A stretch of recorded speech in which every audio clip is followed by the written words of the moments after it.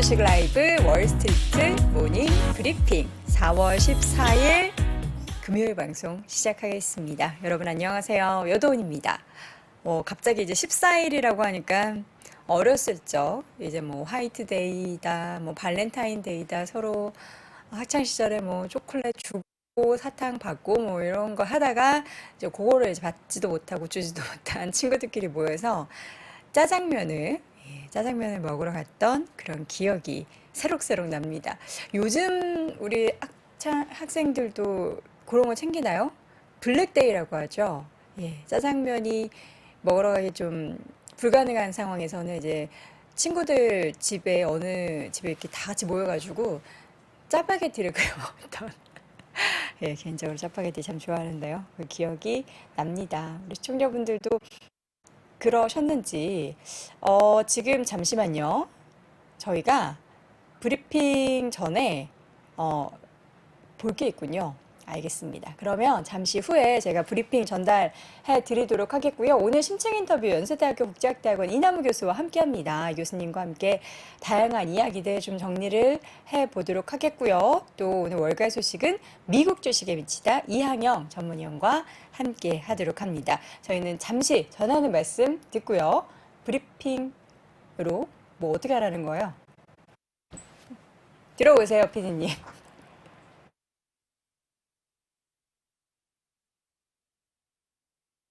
이 굉장히 좋았습니다. 시장 상황이 얼마나 좋았냐라고 한다면 나스닥이 뭐 2% 가까이 올랐고요. 그동안 사실 나스닥 지수를 이끌었었던 빅테크 종목들이 조금 쉬어가서 걱정을 했는데 다시금 올랐습니다. 자세한 마감 상황 전하는 말씀 듣고 자세하게 전해드리겠습니다.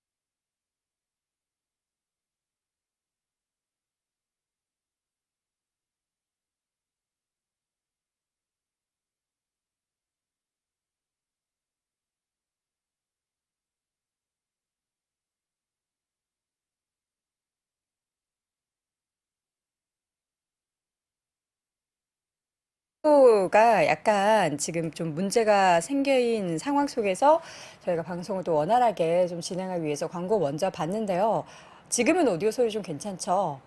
죄송합니다. 아침부터 좀 맑은 소리를 전달해 드려야 하는데 시스템이 조금 불안정해서 오디오 내용이 좋지 못했다라는 점 사과드립니다. 자, 마감 상황 얼른 확인해 보도록 하겠습니다. 다우지수는 1%대 올랐고요. S&P 500 지수도 1%대 넘는 상승, 그리고 나스닥 지수는 1.99%까지 올랐습니다. 장중 내내 상승폭을 계속해서 키워가는 모습이었고요. S&P 500이 초반에는 좀 약하게 시작하긴 했지만 역시나 장중 내내 상승폭을 확대하는 그런 상황들이 연출됐습니다. 어제 시장만 이렇게 오른 게 아니라요. 금값이 또 역대 두 번째 고점으로 급등하는 모습이 보였습니다. 뉴욕 상품거래소에서 올해 6월물 금 선물 가격이 지금 온스당 1.5% 오르면서 2,055.30달러에 마감이 됐습니다. 역사상 최고치 2,069달러 선을 좀 넘어섰거든요. 거의 근접해지고 있다라는 것을 볼 수가 있겠습니다. 최근 또 금투자에 적극적으로 임하셨던 분들은 축하드리고요. S&P 500 지수도 2월 이후에 함께 최고점까지 높아지는 모습이었는데, 과연 그 배경이 뭐였을까요? 이전에 CPI 발표에 이어서 밤사이에는 PPI죠. 생산자 물가지수 발표가 있었습니다. 일단 전달 대비해서 계절 조정 기준으로는 0.5%포인트 하락을 했고요. 월스트리트 저널에서 집계했었던 시장 예상치가 이번 달에는 전달 대비해서, 그러니까 3월은 2월 대비해서 보합 정도일 거야, 비슷할 거야로 예상을 했었는데, 오히려 더 지표가 둔화된 것으로 나타났습니다. 그리고 비계절 조정 기준 3월 PPI는 전년 같은 기간 대비해서는 2.7% 올랐는데요. 시장이 예상했었던 3%보다도 덜 오른 것으로 보이면서 전체적으로 CPI에 이어서 도매 물가도 빠르게 떨어지고 있다. 인플레이션은 점차 둔화되고 있다인데, 사실 인플레이션 둔화는 우리나라가 아니죠. 전체 시장에서 기대하는 바는 피벗입니다. 근데 이게 또 인플레이션이 너무 빠르게 둔화하게 된다면 경기 침체가 발생할 수 있기 때문에, 이게 인플레이션 둔화하는 게 양날의 검으로 여겨지고 있지만, 밤 사이에는 오히려 시장에는 좀 긍정적으로 영향을 미치는 모습이었습니다. 자, 이 가운데 발표됐었던 실업 청구자 수, 신규 실업수당 청구자 수 같은 경우에도 예상치보다 좀 둔화하는 모습을 보였습니다. 내용을 보자면 한 주 동안 신규 실업보험 청구자 수는 전주보다 11,000명 늘어나면서 23만 9천 명을 기록했습니다. 역시나 그 전문가들이 집계했었던 예상치인 23만 5천 명보다 더 실업자 수가 늘어난 거죠. 그러면서 노동 관련된, 고용 관련된 지표는 계속해서 오락가락하면서 여전히 이런 것들을 보면은 고용이 안 좋은 건가? 조금 둔화되나? 아니면은 좀 고용 보고서를 봤을 때는 여전히 견조한가? 뭐 이런 왔다 갔다 하는 그런 모습들이 나타나고 있습니다. 자, 항공주 실적 사실 전날에 이미 좀 많이 하락했기 때문에 당일 실적을 발표하고 나서는 좀 제한적인 하락이 보였는데요. 델타가 1분기 실적이 시장의 예상치를 하회하는 그런 모습들이 보이면서 주가는 좀 빠졌고요. 이제 오늘 밤부터 JP모건, 웰스파고, 시티그룹 등을 비롯한 은행주 실적이 발표가 되는데, 아무래도 이제 은행 위기가 발생을 한 이후에 실적 발표이기 때문에 어떻게 나오게 될지가 가장 기추가 주목되고 있습니다. 자, 맵을 보도록 하겠습니다. 밤사이에 빅테크 주들이 좀 강한 반등을 보였습니다. 아마존의 주가가 4% 넘는 강세를 보였습니다. 아마존 같은 경우에는 호재성 뉴스가 있었죠. 아마존이 생성형 인공지능 AI인 베드로 클라우드 서비스를 출시하기로 했다라는 소식과 함께 주가는 4% 넘는 큰 폭의 강세를 보이면서 102달러선, 그러니까 100달러선을 회복하는 모습 보였고요. 옆에 이제 함께 오른 테슬라 2.97% 역시나 상승했습니다. 반면 GM과 포드는 좀 엇갈린 모습 보였는데요. GM은 소폭 하락, 포드는 1.6% 하락을 보였습니다. 마이크로소프트 2%대, 애플의 주가도 3% 넘는 강한 반등이 보였고요. 또 엔비디아를 비롯해서 지금 반도체 주들은 약간 혼조를 보이긴 했지만, 엔비디아가 쉬어가는 사이 AMD도 함께 쉬어갔지만, 마이크론 테크놀로지의 주가는 1.6%대 오르는 모습이었고요. 온세미컨덕터의 주가도 1.4% 올랐습니다. 구글과 메타도 2% 중후반대까지 오르는 모습이었고요. 어제 밤사이에는 넷플릭스와 디즈니 등 컨텐츠 관련한 종목들의 움직임이 좋았습니다. 과연 국장에도 또 영향을 미치게 될지, 최근에 이제 엔터나 컨텐츠 쪽으로 다시금 좀 매기가 집중되고 있는데요. 디즈니의 주가는 2.9%, 넷플릭스도 4.5% 넘게 강세를 보였고요. 헬스케어, 유나이티드 헬스그룹을 비롯해서 존슨앤존슨, 일라일릴리, 머크 등의 종목들도 모두 좋은 모습이었습니다. 밤사이에 국제유가가 사실 좀 쉬어가는 모습을 보였습니다. 배럴당 1달러선 1%대 WTI 기준으로 하락하면서 82달러 기록을 했는데요. 그럼에도 불구하고 엑슨모빌을 비롯한 정유 섹터가 크게 흔들리진 않았습니다. 엑슨모빌 0.47% 강세, 쉐보론도 1%대 넘는 강세, 코노코필립스도 1.4% 올랐습니다. 자, 실적 발표 예정되어 있는 금융주 왼쪽으로 좀 가볼까요? JP모건이 소폭 상승, 뱅크 오브 아메리카도 소폭 상승했고요. 웰스파고와 시티그룹의 주가도 1% 안팎의 강세 보였습니다. 전반적으로 대형은행은 크게 영향을 받지 않을 것이다라는 내용들이 좀 주를 이루는 가운데 상승을 보였습니다. 비자나 마스터카드 그리고 아메리칸 익스프레스 등의 카드 관련된 종목들이 좀 상승폭이 컸습니다. 비자, 마스터카드 모두 2% 넘게 올랐고요. 개별적인 종목들 좀 보자면 매치그룹, 이제 데이트 관련된 앱이죠.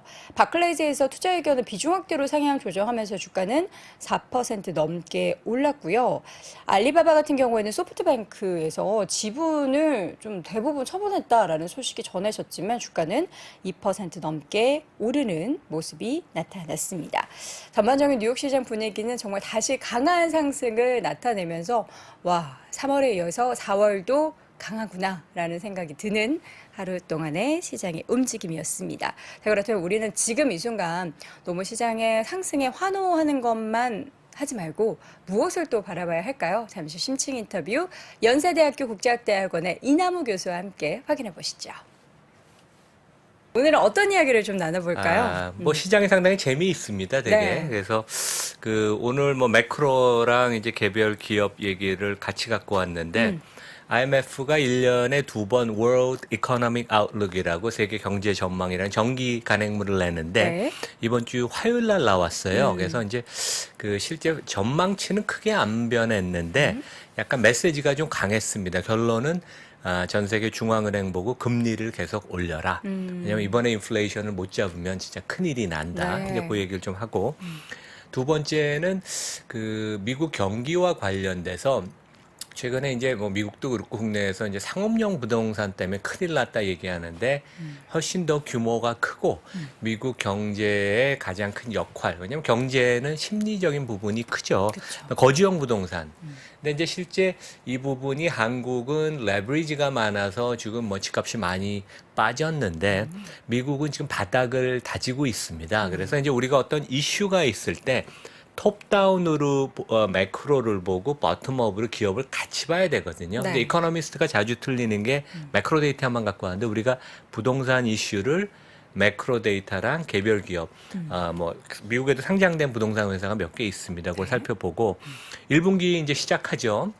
그래서 오늘 뭐 종필 모간, JP 모간, 뭐 시티, 웰스 파고 다음 주에 은행. 또 오늘 또 유나이티드 헬스도 실적을 발표해요. 그 네. 헬스케어의 대장주. 그래서 1분기 실적을 우리가 한번 좀 챙겨보자. 근데 재미있는 사실은 약간 펀드 매니저들은 동의를 안 하는데 미국도 1분기가 실적의 바닥이고 점차 회복돼서 연말쯤 되면 거의 두 자릿수의 EPS를 증가한다고 보는데 과연 그게 맞을 것인지 이제 그런 점을 보고 미국도 주총 시즌이에요. 한국은 이제 주총이 3월 말에 다 마무리됐고 다양한 이벤트가 많았는데 아마존도 5월 말에 주총을 한다고 어제 올렸고 그래서 이제 앤디 제시의 연례 레터 서한이 이제 화제가 돼서 네. 지금 AWS는 이제 좀 역풍을 맞지만 뭐 구조조정 비용 절감을 한다 그래서 주가가 올랐는데 네. 테슬라가 우리 서학개미 분들 보유 종목 1위 회사의 주총이 5월 14일이고 주총 관련돼서는 미국 기업들은 거버넌스가 좋아서 한 100페이지 넘는 상세 보고서를 올립니다. 그래서 거기서 이제 중요한 메시지가 한두 개 있어서 그 얘기를 제가 얘기를 드리겠습니다. 네. 자, 오늘 뭐 저도 느꼈지만 우리 이남우 교수님의 그 스타일이 약간 이태리 신사 같다라는 그런 코멘트도 오늘 날씨가 있고요. 좀 풀려서 좀 가볍게 네. 입었습니다. 자, 오늘은 또 어떤 이야기일지 하나씩 좀 풀어보도록 하겠습니다. IMF. 사실 이번 주에 지난주였죠. IMF가 경제 성장률을 이번 주인가요?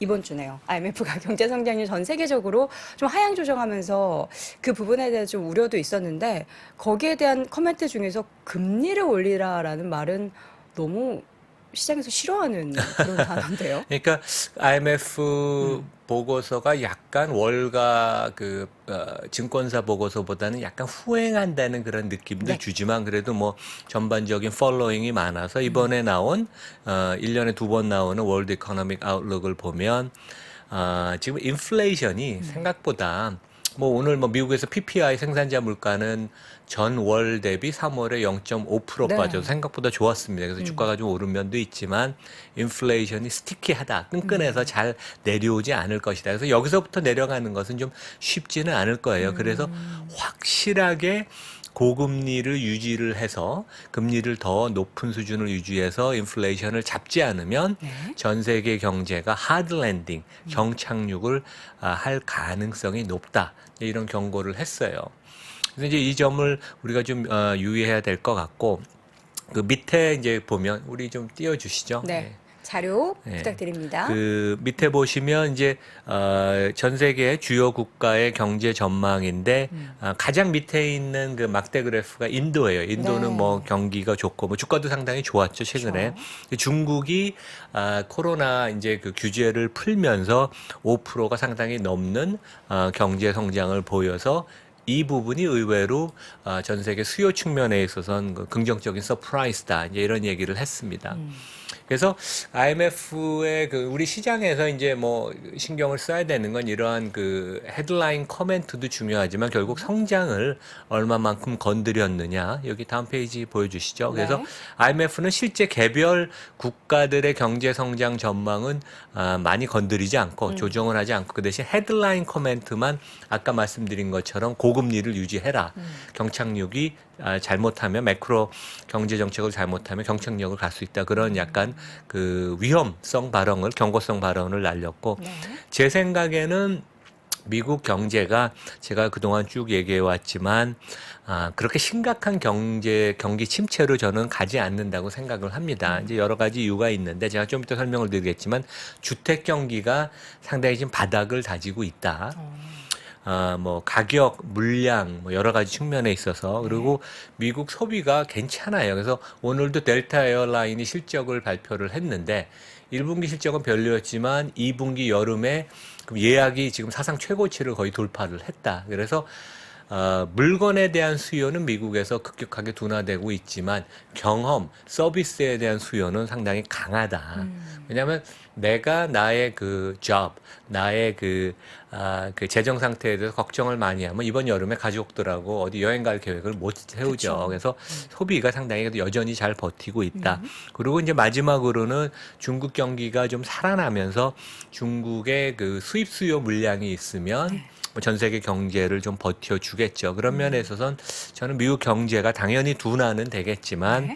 경기 위축은 거의 없는 걸로 생각하고 그래서 금리는 연준이 5월 달에 한번 올리고 나서 지금 시장은 뭐 한 3분기에 아니면 4분기에 금리를 낮춘다고 생각하는데 저는 인플레이션을 잡아야 된다는 지상 목표가 워낙 그 확고하기 때문에 연준이 연말까지는 금리는 낮추지는 않을 것이다. 그렇게 생각합니다. 그리고 미국 경기도 괜찮으면 금리를 인하할 명분도 별로 없죠. 그래서 실제 금리는 올해 들어서 뭐 우리가 많이 그래도 눈여겨봐야 되지만 그렇게 큰 가장 중요한 변수는 아니다. 그건 작년의 이슈였다. 이제 그렇게 생각을 합니다. 그동안에 사실 금리 인상 75bp를 네 차례나 단행했을 때는 금리 너무 급하게 많이 올리는 거 아니야? 라고 생각을 했는데 최근에 한 25bp 정도를 추가적으로 한 번 올리든 두 번 올리든 그건 사실 이제는 크게 중요한 그렇죠. 영향으로 예, 미치진 예, 않겠다. 사실 최근에 그 옐런 장관은 경기에 대한 굉장히 자신감을 내비치면서 국민들을 좀 안정시키려고 했는데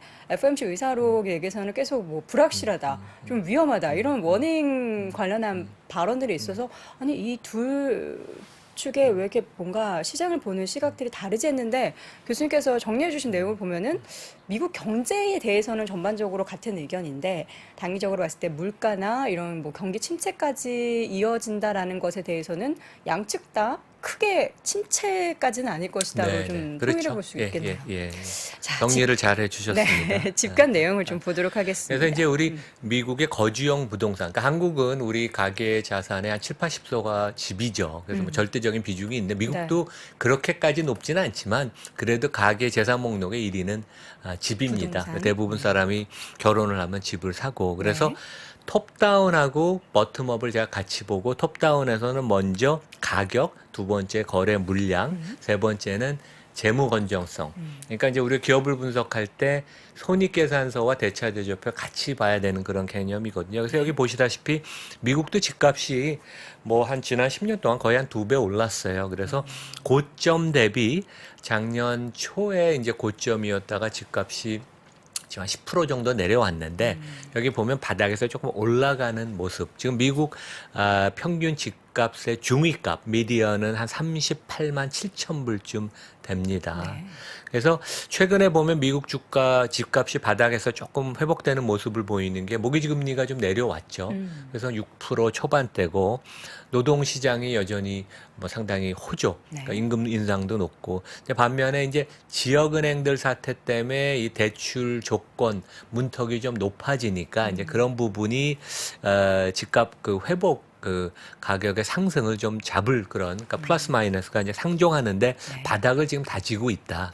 그리고 물량 기준으로 봐도 이것은 이제 이코노미스트 자료인데 전 세계 주요 국가의 주택 거래 물량이에요. 유통 시장에서 보면 미국은 바닥에서 거래가 좀 늘어나는 오, 모습을 반등하네요. 보이죠. 그래서 이제 이런 게 있는 것 같아요. 이제 미국은 모기지가 애당초 고정금리로 모기지를 빌린 사람들이 많아서 실제 이 사람들은 내가 어차피 3% 초반대에 대출을 받았기 때문에 지금 내가 집을 팔아서 새로 대출을 받으면 6%에 빌려야 되니까 집을 안 파는 거죠. 그래서 매물이 축소가 되면서 부동산에 나온 부동산 그 재고 물량도 지금 좀 줄고 있습니다. 그래서 사야 되는 사람이 우리 국내에서는 야 이거 진 바닥인가 그렇게 긴가민가 하지만 미국은 부동산이 좀 바닥 온 거 아닌가 그래서 실수요자들이 최근에 시장에 많이 참여를 하고 있다. 그래서 이제 물량이 늘고 있고 이런 부분이 이제 경제 심리, 그 가계 심리를 좀 좋게 만들죠. 그 다음에 이제 전에도 제가 이거 한번 보여드렸는데 금융 위기 때는 약간 뭐 그림이 좀 복잡합니다. 근데 네. 금융 위기 때는 하여간 여기 밑에 보이는 황토색, 브라운색이 그 가게가 집을 살 때 차입금의 규모인데 네. 차입금이 2006년에서 8년에 급증했었죠.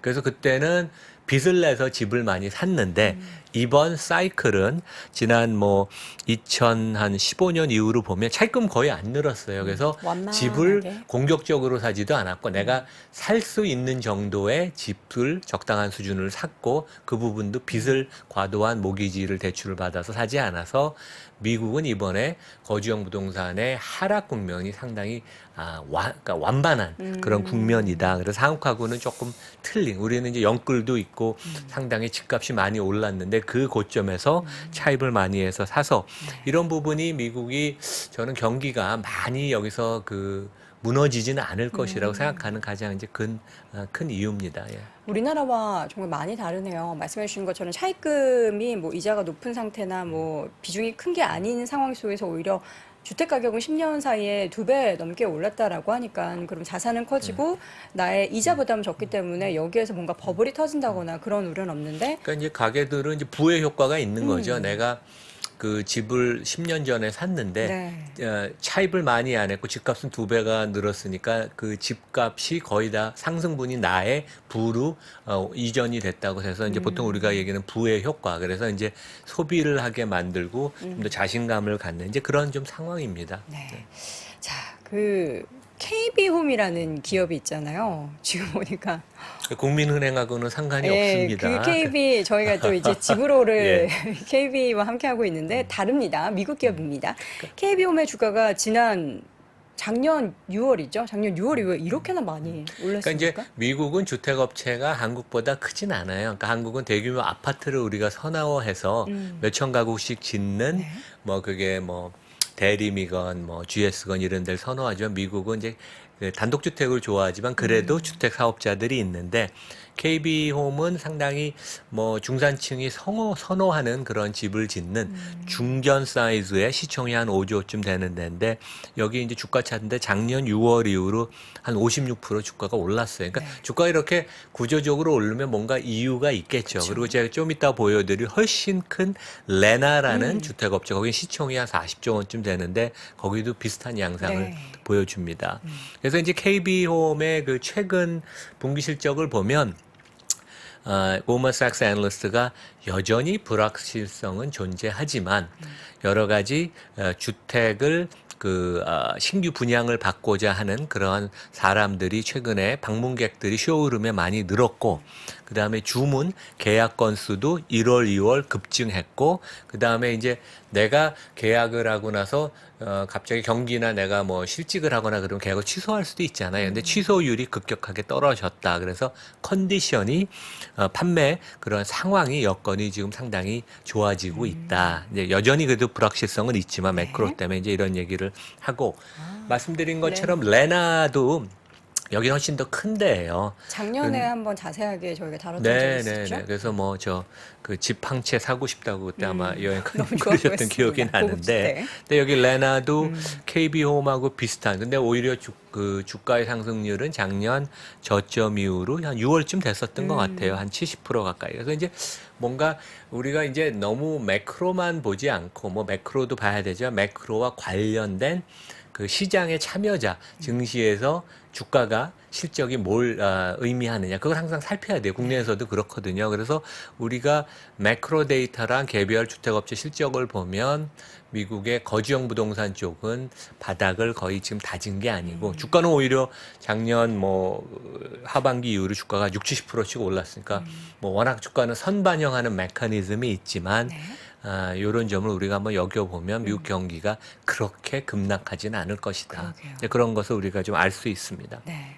늘 그런 생각이 듭니다. 작년에도 리세션 얘기가 나왔을 때 미국은 괜찮을 거야. 다른 나라, 특히 이제 우리나라가 문제지라는 이야기를 했었는데 최근에 이제 은행 사태 터지면서 결국에는 미국이 은행 사태로 인해서 크게 뭔가 크게 생기는 건가 싶었는데 이것도 좀 잘 마무리를 하고 있는 것 같아가지고 더 이상의 확대만 되지 않는다라고 한다면 미국 경기에 대해서는 조금은 걱정을 접어둘 수 있을 것 같습니다. 자, 이제 본격적으로 실적 이야기를 해보겠습니다. 실적 시즌 이제 오늘 밤부터 본격 개막이죠. 그렇죠. 그래서 오늘 3대 은행이 킥오프를 하고 네. 말씀드린 유나이티드 헬스 하고 이제 다음 주에부터 쭉 되는데 다음 주에 이제 수요일 날 테슬라 실적이 있죠. 네. 그래서 그 여기 이제 보시는 게 그 분기별 금년 들어서 S&P 500대 기업의 순이익, 주당 순이익 그 증가율이에요. 근데 컨센서스인데 여기서 이제 여러분들이 보셔야 되는 게 S&P 500, 특히 500에서도 에너지 우리 석유 회사를 뺀 걸 보면 금년 1분기가 9% 하락, 가장 이제 하락률이 높습니다. 그것은 어떻게 보면 우리나라하고도 비슷한 것 같아요. 우리나라 삼성전자, SK 하이닉스 때문에 1분기 실적이 워낙 지금 안 좋을 거라고. 주가는 이제 그걸 뛰어넘고 이제 최근에 올랐죠. 그다음에 실제 2분기 들어서는 플러스 7%, 3분기 때, 그다음에 4분기 때 플러스 12%. 그래서 저는 실제 애널리스트들이 조금 너무 낙관적으로 봐서 하향 조정이 될 가능성은 있지만 크게 보면 이게 바닥. 그것도 미국은 1분기인지 2분기인지는 알기 어렵지만 상반기가 되지 않을까. 이제 그런 말씀을 드리고 싶고, 그 다음에 이제 다른 점은 여기서 보면 커뮤니케이션 서비스, 보통 우리가 얘기하는 뭐 AT&T도 포함되어 있지만 여기에 아까 얘기한 넷플릭스, 메타, 알파벳 이런 데들이 다 포함이 돼 있죠. 근데 여기가 보면 올 하반기에 3분기, 4분기에 20, 30%의 이익 회복을 보입니다. 여기는 아마 구조조정을 먼저 선제적으로 해서 그런 효과가 더 나타나는 면도 있어서 최근에 이런 데 주가가 꽤 많이 올랐죠. 메타가 금년에 80%, 알파벳도 한 20% 오른 게 이제 이런 것을 좀 반영하는 게 아닌가 이제 그런 생각을 해봅니다. 네. 근데 하여간 애널리스트가 조금 너무 낙관적으로 미국에서 보는 경향이 있어서 펀드 매니저들은 이러한 수치 그다음에 이런 사이클에 100% 공감은 하지 않는다. 네. 이제 그런 말씀을 드리겠습니다. 항상 이제 교수님과 시장의 S&P 500 기준으로 밸류에이션이 몇 배인지 이런 이야기를 하잖아요. 근데 최근 시장은 그 밸류에이션에 대한 부담을 전혀 갖고 있는 것 같지가 그렇죠. 않아요. 그렇죠. 네. 그래서 이제 다음 페이지 보시면 오늘도 주가가 우리 S&P 기준으로 1% 올라서 상당히 세다. 근데 이제 저는 개인적으로 지금 수준에서는 올해 기업 이익에 리스크가 있으니까 주가가 크게 상승하기는 어렵다. 오히려 단기 조정이 있지 않나. 그리고 내년에 이익이 회복이 되는데 그것을 주가에 반영하기는 아직 좀 이르다.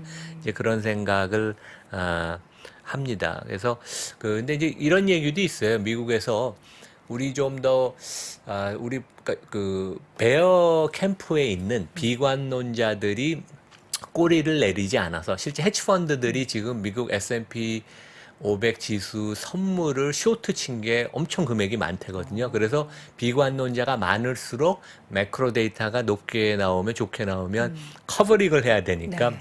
차에 주가가 대해서. 생각과 반대로 지금 움직이는 걸 그렇게 또 설명하는 사람들도 있습니다. 네. 뭐 단기적인 그런 뭐 수급의 문제긴 하겠지만. 이제 높아 있는 그 밸류에이션 부담이 있는 상황 속에서 이번 실적 시즌을 어떻게 소화해낼지 함께 지켜보도록 하겠고요. 마지막은 테슬라 이야기를 또 해보겠습니다. 테슬라 주총 관련해서 우리 투자자분들이 뭐를 제일 좀 유심히 지켜봐야 그러니까 될까요? 국내에서도 뭐 우리 주총 때 특히 이제 행동주의자 펀드들 제 뭐 업계 후배들이 많은데 이분들이 열심히 주주 제안을 해서 뭐 저 소기의 성과를 거둔 데도 있고 이제 뭐 후퇴한 데도 있지만 대부분 국내에서는 보면 뭐 일부 먹튀가 있는 거 아니냐 근데 뭐 거의 주식을 판 분이 아무도 없는 것 같아요. 네. 주주 제안. 그러니까 장기적인 어떠 보면 이제 이런 기업 가치 개선의 노력이죠. 근데 이제 미국은 뭐 주총이 몰려 있지는 않습니다. 왜냐하면 기업들마다 주총 날짜를 정하고 기준일들 내가 그 배당을 받을 수 있고 그 주총에서 투표를 할 수 있는 권리가 있는 날짜도 다 각기각색이에요. 그래서 이제 테슬라가 5월 14일, 아마존은 5월 26일인가 28일인가. 그래서 이제 애플은 이미 주총이 지났고 그래서 이 테슬라를 보면 그 주총 안건이 5가지예요. 그래서 이제 4가지는 그 회사가 올린 거. 그리고 미국은 이제 그 회사가 이 안건에 대해서 yes, no를 하라고 그것을 표시를 합니다. 물론 그걸 따라야 될 의무는 없지만 그래서 1, 2, 3, 4 회사가 올린 것은 yes, 안건에 대해서 찬성하라고 하고 마지막은 이제 주주 제안이어서 아이슬란드에 있는 주주인 것 같아요. 그래서 독특한데 그분은 테슬라가 키맨 리스크가 상당히 있으니까 이것과 관련돼서 좀 공개적으로 투명하게 키맨 리스크를 적시하고 그것에 관련된 후계자 승계나 이런 것을 좀 투명하게 밝혀라. 그래서 뭐 되게 재미있는 상황 같아요. 주주 입장에서는 상당히 뭐 의미가 있고. 근데 이제 안건 첫 번째에서 우리 이제 3분이 선임되는 걸로 이제 올라왔는데 뭐 일론 머스크는 당연히 뭐 우리 아는 거의 창업자 뭐 실제 창업은 안 했지만 뭐 최대 주주고 이제 CEO고 로빈이라는 분은 호주 여성인데 이사회 의장입니다. 그래서 존재감은 크지는 않아요. 그래서 이제 이분도 당연히 재선임이 될 거고 마지막으로 올라온 게 JB 스트로벨 이게 시장에서 주목을 했는데 이분이 원래 테슬라의 공동 창업자 반열에 올랐던 그런 타이틀도 있고 CTO 최고 기술 책임자. 그래서 거의 2019년에 퇴임하기 전까지는 넘버 2 배터리 부문 그다음에 모델 3 대량 생산 배터리 이런 것들을 다 총괄하던 실력자가 컴백은 아니지만 사회이사로 다시 돌아와서 뭔가 역할을 앞으로 하지 않을까. 이제 그런 얘기가 좀 나오고 있고 그다음에 요와 관련돼서 그 프록시 스테이트먼트라고 주총 관련된 그 안건 그 정리된 서류가 미국 회사들은 한 100에서 150% 올려요. 우리나라 회사는 한 5장 정도 주죠, 주총 가면. 그러니까 비교가 됩니다. 그런 것도 우리가 많이 바뀌어야 되는데 네. 그동안은 3분밖에 없었어요. 일론 마스크 CFO인 자크, 그다음에 두루라는 그 에너지 부분의 시니어 바이스 프레지던트. 이번에 근데 텀즈가 처음 들어갔습니다. 그동안 우리가 이분이 상당히 부상하는 거 아니냐. 그래서 제 생각에는 일론 마스크가 뭐 당장은 아니겠지만 어느 시점이 되면 본인이 상근 CEO를 놓고 이제 뭐 이사회 의장 이런 쪽으로 갈 텐데 제프 베조가 이제 그런 식으로 아마존에서 이제 상근 자리를 내려놨는데 그때 후보군에 당연히 아까 말씀드린 의외로 JB 스트로벨이 지금 사회이사로 부임이 된 걸 보면 후보군에 들어갈 수도 있고 주루라는 분, 텀즈 뭐 이런 분들이 좀 더 우리 그 후보군으로 얘기가 되지 않을까. 그래서 이제 미국에서도 이런 얘기가 좀 나오고 저도 그것에 뭐 어느 정도 동의를 합니다. 사실 이게 저희는 누가 누군지 잘 모르기 때문에 그 어떤 분이 돼야지 테슬라에 더 좋은지 이런 관련한 내용에 있어서는 조금 더 이해가 필요할 것 같고요. 테슬라 주주총회 관련한 그 분석의 내용을 저희가 사실 간단하게 전해드렸는데 이너멀 좋은 주식 연구소에는 조금 더 이제 분량이 있게 20분 분량으로 인터뷰 올려뒀으니까요. 우리 함께 확인해 주시면 좋을 것 같습니다. 내용 조금 더 볼까요? 그래서 이제 마지막으로 이 안건 5, 그 네. 주주 제안을 보면 이제 5가지를 이 주주가 요구를 했어요. 미국 같은 데는 주식을 $2,000 이상을 3년 이상 보유하면 주주 제한을 할 수 있는 그런 권리가 있습니다. 아니면 25,000달러인가? 그러니까 금액이 좀 크면 1년 네. 이상. 그래서 이제 그 조건을 맞추고 SEC와 상의를 해서 이제 회사가 올리는데 아마존은 주주 제한이 한 15개 올라왔더라고요. ESG 관련된 게. 그다음에 이제 테슬라는 하나만 했는데 여기서 이제 키맨 리스크 관련돼서 그 사람이 누구인지 밝혀라. 그다음에 그 후계자 승계 관련된 걸 좀 공식화해라. 왜냐면 이사회에서는 항상 미국에서는 이런 것을 논의하거든요. 대외적으로 발표를 하지는 않지만. 그리고 그러한 일련의 과정을 이해관계자들과 충분히 커뮤니케이션을 해라. 그래서 뭐 충분히 얘기할 수 있는 거고 이와 관련돼서 뭐 그 찬성률이 얼만큼 나올지는 모르겠지만 회사 측의 답변 뭐 이런 것들을 제 생각에는 기업 가치를 재고 그다음에 주가의 안정화를 위해서는 뭐 충분히 회사가 이런 부분을 합리적으로 잘 핸들링하면 좋겠습니다. 네. 과연 또 이번에 주주총회를 통해서 테슬라가 이제 한 단계 더 뭔가 성장하고 주주를 더 좀 안심시킬 만한 그런 내용들이 나오게 될지 함께 지켜보도록 하겠습니다. 시간이 너무 짧죠. 저희 한 25분 정도 항상 일주일에 한 번 인터뷰를 하는데 요 아쉬운 요 마음은 여러분 아시죠? 이나무의 좋은 주식 연구소의 다양한 컨텐츠 주마다 거의 한 2-3개씩 올라옵니다. 함께 체크해 주시기 바랍니다.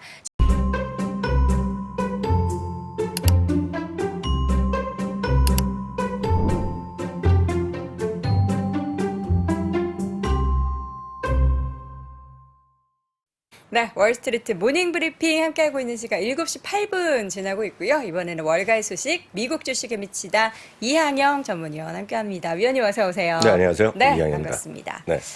우리 위원님께서는 항상 이제 상대방을 기분 좋게 만드시는 그런 아주 좋은 능력이 있으신 것 삶의 같아요. 자세죠. 그러니까 그 사실 칭찬을 되게 디테일하게 하는 게 되게 어렵잖아요. 네네. 그냥 오늘 위원님 뭐 멋있으시네요. 네. 이런 얘기도 사실 하루 이틀 들으면 지겹거든요. 근데 항상 다양하게 아침마다 저를 칭찬해 주셔서 대단히 감사하다는 말씀 전해드립니다. 오늘 너무 멋있게 나오셔서 깜놀했습니다. 네, 자 오늘 멋있었던 시장의 상승이 있었죠. 크게 저는 올랐어요. 항상 그 시장에서 처음에 그 시장이 올라간 날과 좀 떨어진 날, 우리 여도랭크는 아시지만 저는 하도 오래 해갖고 분위기를 살피거든요. 그러니까 시장이 좀 좋은 날은 약간 딴 얘기도 좀 하고, 예, 그러면서 좀 저희 나를 알려드릴 것도 알려드리는데 오늘 시장이 아주 좋았잖아요. 네. 그래서 뭐 공지사항 하나 먼저 간단하게 말씀드리겠는데요. 내일이요.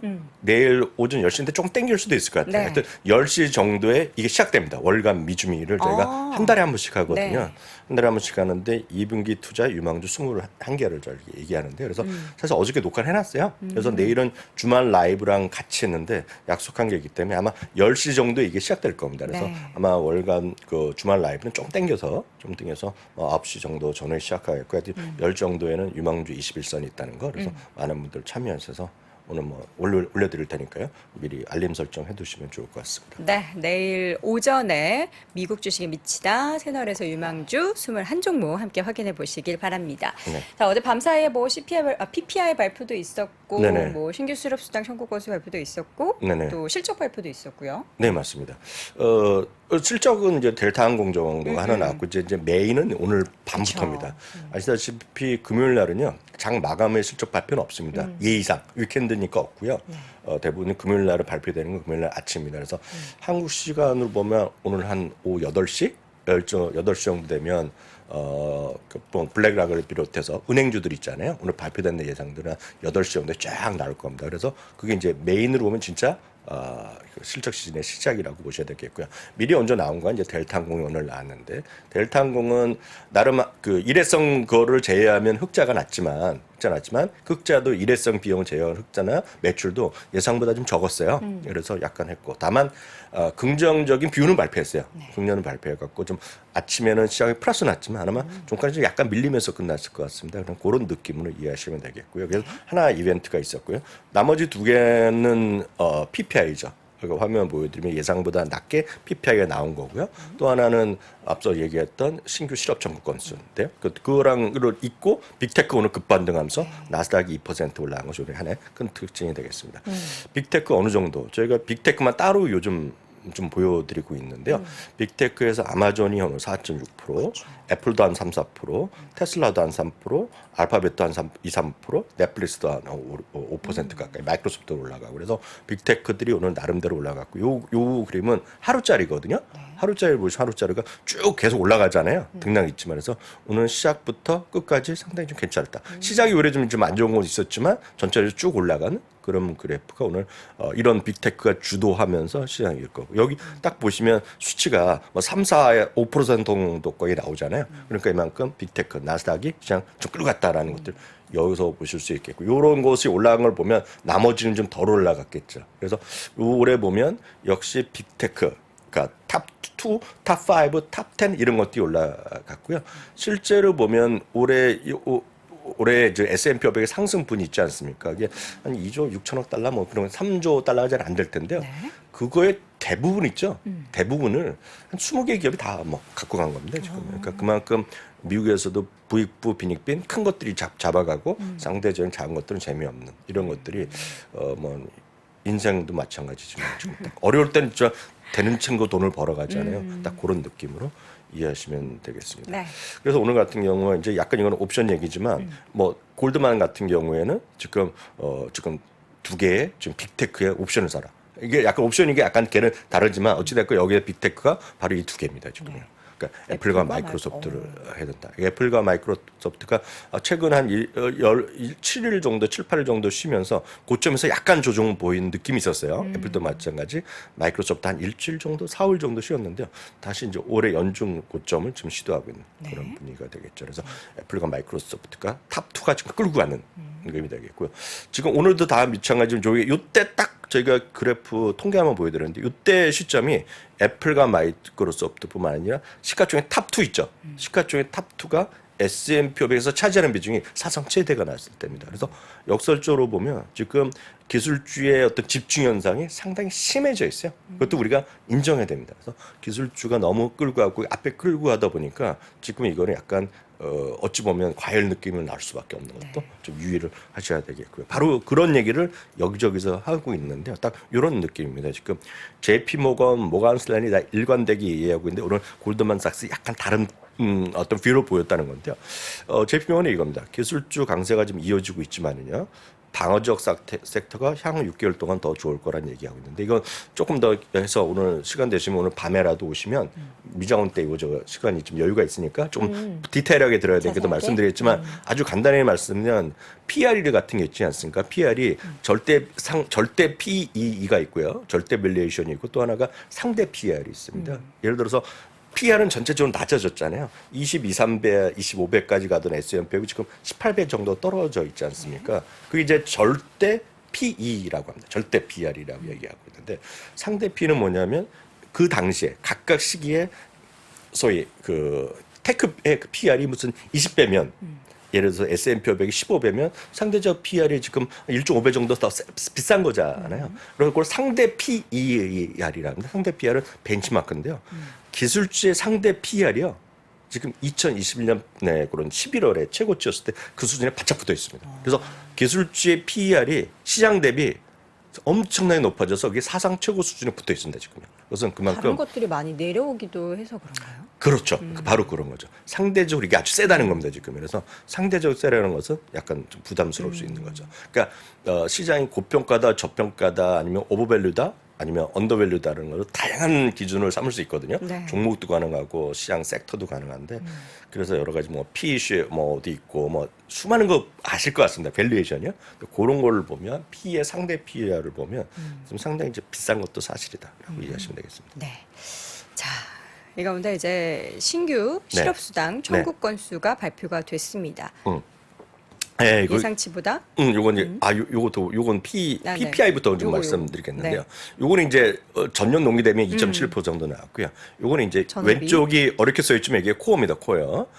음식과 먹거리와 에너지가 제한 코어 PPI가 되겠고요. 네. 요거 이제 일반 헤드라인 PPI가 되겠는데 이게 전부 다 0.5, 마이너스 0.5, 마이너스 0.1이 나왔거든요. 그래서 지금 이게 모두 지금 2020년 이후 또 4월 이후 최저 수준까지 떨어진 거거든요. 그래서 이거는 동전의 양면일 때 야 이거 리세션이다라고 또 얘기할 수 있고 또 하나는 어제 CPI가 약간 예상돼 약간 내려왔잖아요. 네. 약간 내려왔잖아요. 그래서 이것도 나오면서 역시 인플레이션에 대한 걱정 덜어질 수 있다라는 얘기. 다만 인플레이션이 좀 둔화된다는 것은 반대편을 바로 해석하면 리세션이다 얘기를 하는 거죠. 그래서 양면이 있는 거다라고 이해하시면 되겠습니다. 네. 이어서 신규 실업 수당권. 네, 이게 바로 말씀하신 네. 신규 실업 청구 건수인데요. 이게 계속 20만 건 이하를 자주 갔었거든요. 근데 지금 23만 9천 건입니다. 이것도 예상보다 좀 좋게 나왔습니다. 네. 뭐 좋은 일이 또 있어요? 아니요. 카메라가 갑자기 저를 비쳤는데 네. 제가 옷매무새를 정리하고 있었는데 비쳐가지고 민망해서 웃었습니다. 네. 금융시장? 네. 그래서 전반적으로 보면 지금 시장은 더 이런 느낌으로 보면 뭔가 예를 들어서 고용시장도 약간 조금 어찌 보면 나쁜 건데 신규 실업 청구 건수하니까 해고된 사람이 더 많다는 거거든요. 그리고 약간 불안불안하지만 물가 떨어지고 이런 거 보면 긍정적으로 보는 사람 입장에서 말씀드리면 긍정적으로 보는 사람들은 야 연준이 그동안 그래도 1년 동안 아주 적극적으로 금리 인상. 금리는 결국 500pp 올린 거나 마찬가지거든요. 네. 지금 금리 엄청 올려놨는데 이게 뭔가 효과가 지금 이제 드디어 나타난 거 아니냐라고 생각하는 사람이 있는 거죠.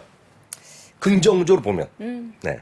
그래서 물론 여전히 연준 인사들은 대부분이 여전히 데이터 드리븐 해야 되고 네. 지금까지 금리를 인하 얘기할 필요 없다 얘기하고 있지만 사람들의 이런 수치를 보고 긍정적으로 보고 싶은 사람들은 긍정적으로 자꾸 해석에 하는 오류에 빠질 수도 있는 거죠. 그렇죠. 네. 자, 금융시장의 반응을 좀 보자면 저는 이제 뭐 금리나 뭐 이런 것도 그렇지만 금값이 너무 많이 올라가지고 여도금리 이름을 여도금을 진짜 바꿔야. 근데 또 이게 또 도금이라서 또 앞자가 도자라서 좀 애매한. 도은이란 말은 안 쓰나요, 그럼? 도은 도금 은도금이라고는 하는데 도금은 쓰는데 도은은 안 쓰. 그런가요? 네, 그건 그렇고요. 네. 금리 같은 경우는 이제 소폭 반등했지만 큰 의미는 없다고 보셔야 되겠고요. 네. 여기 이제 요즘 계속 말씀드렸던 하이힐드 채권에 대한 금리입니다. 그래서 이게 조금 내려오면서 요즘 얘기를 많이 여기저기서 많이 합니다. 그래서 이거 10월 20일 날 이게 그 고점이었거든요. 그때가 딱 10월 13일이 저점이었기 때문에 요 언저리거든요. 네. 근데 지금 요번에 요 때는 딱 SVP에서 사태 떨어졌을 때지만 다시 지금 내려오고 있다는 거죠. 그래서 요 하이힐드 관련된 거는 주목하셔야 돼요. 그래서 하이힐드는 상당히 위험하니까 하이힐드지만 이런 걸 보고 얘기하는 사람이 있고 똑같은 걸 보고 야 채권을 좀 사겠다는 사람이 국채 안전한 위주로 국채만 사는 사람이 있고 네. 아니면 그럼 그보다는 그 국채랑 국채 갖고도 크게 먹을 게 없으면 국채도 있고 회사채도 섞어 사는 사람도 있고 어떤 분들이 약간 그 안에서도 약간 투기적인 분들이 있다 그러면 나는 그러면 어때요? 망하는 회사 있을지 모르지만 회사채를 사야 되겠다 이런 분들이 있는 거예요. 네. 그래서 그런 것을 보시면서 이해하시면 되겠고 요건 이제 바로 금리를 갖고 가겠다. 요 금리랑요. 다시 한번 화면 요 금리랑 앞에 금리의 차이가 쉽게 얘기하면 스프레드라고 보시면 돼요. 스프레드가 벌어졌다 줄어들었는데 지금 약간 줄어드는 거다라는 정도. 그래서 이 부분을 이해하시면서 채권 투자에 관심 있는 분은 ETF 투자에 찾으시면 될 것 같습니다. 네. 자, 이어서는 달러를 좀 보도록 하겠습니다. 어제 우리나라가 이제 환율이 네. 워낙 약세가 너무 심하다 보니까 네. 당국에서 이제 외환 스와프 보이면서 한 장중에 15원 네, 정도 맞아요. 빠졌어요. 네, 깜짝 놀랐습니다. 근데 달러 인덱스는 이제 어제도 조금 더 하락을 네, 했죠. 이게 4일째 지금 하락했는데 우리나라는 스와핑을 어디 갔다? 국민연금이야? 연금인가? 했다고 제가 맞습니다. 뉴스 봤는데 네. 그때 그래서 훅 떨어졌는데 하여튼 뭐라도 노력을 해야 됩니다 지금요. 지금 우리나라가 지금 다른 나라랑 어찌 보면 다이버전스가 나오고 있거든요. 지금 외환 시장에서. 그쵸. 그러니까 뭔가 그 정부 당국이나 이런 금융 당국도 뭔가 지금 잘못했다고 생각하면 움직여야죠. 잘못했다고 생각하면 뭔가 액션을 하는 건데 모르겠습니다. 그게 펀더멘탈에 뒷받침되면 이기는 판이고 펀더멘탈이 약하면 뭔가 손해 보는 사람이 있는 거죠. 여튼 그거는 뭐 그분들의 역할이고 저희 같은 보통 사람은 그냥 있는 것만 확인하면 되겠습니다. 달러가 4일째 하락했고요. 네. 달러 하락하다 보니까 요거는 이제 재미난 부분에 와 있기 때문에 오늘 차트를 잠깐 보여드리겠는데 이건 달러가 이제 달러만 보여드리는 거고 달러를 장기적으로 쭉 그려보면 딱 이제 지수선이 나와 있다는 거죠. 그래서 101포인트, 100포인트입니다. 지금 101포인트인데요.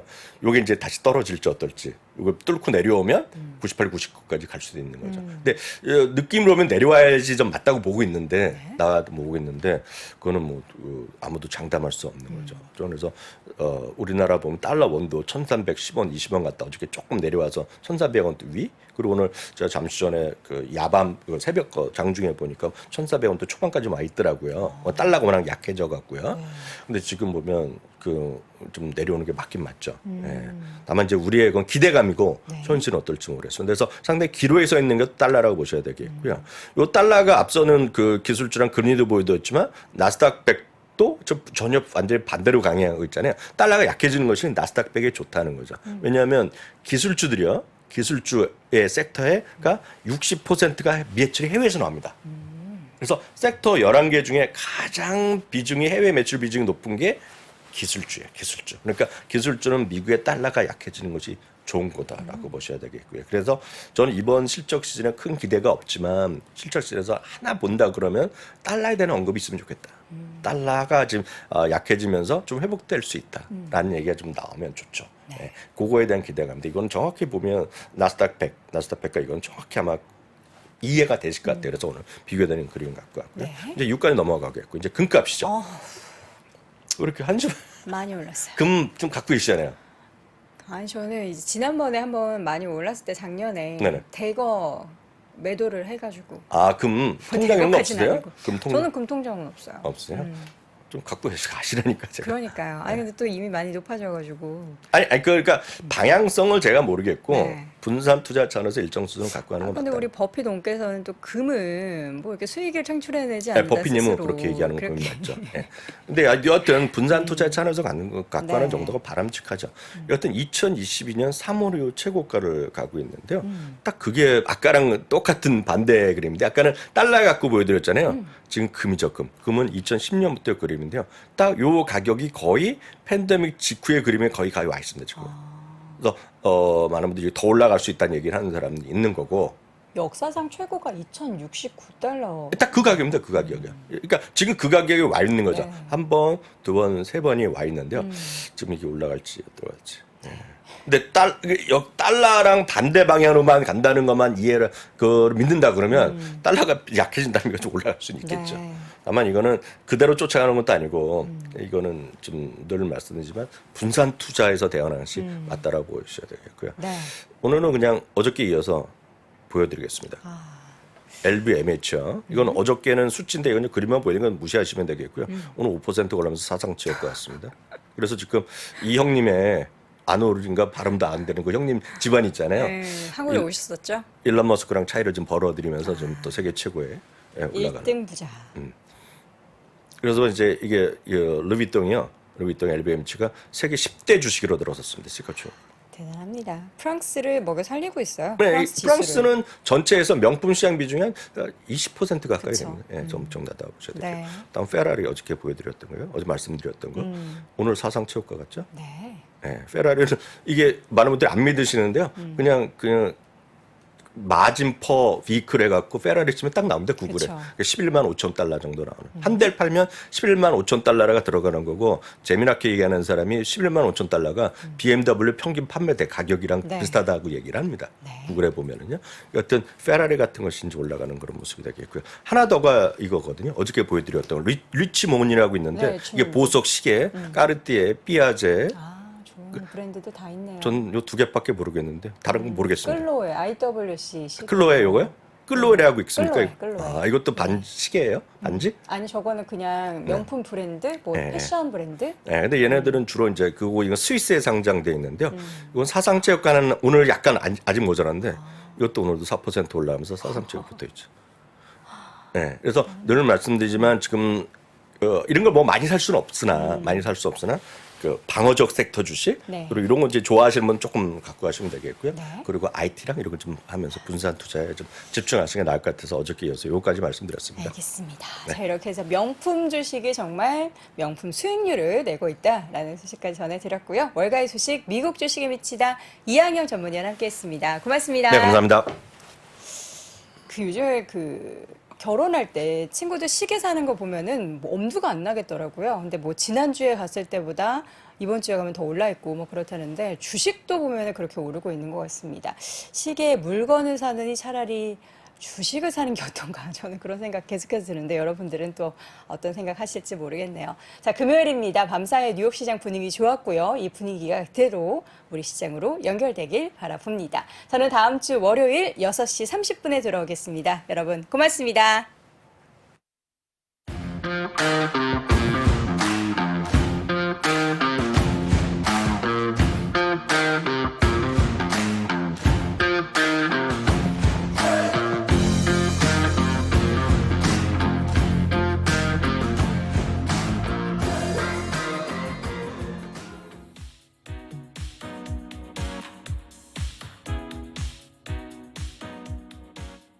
복잡하고 어렵게 느껴지는 재무제표와 용어들. 친절한 투자 멘토 사경인 마스터가 매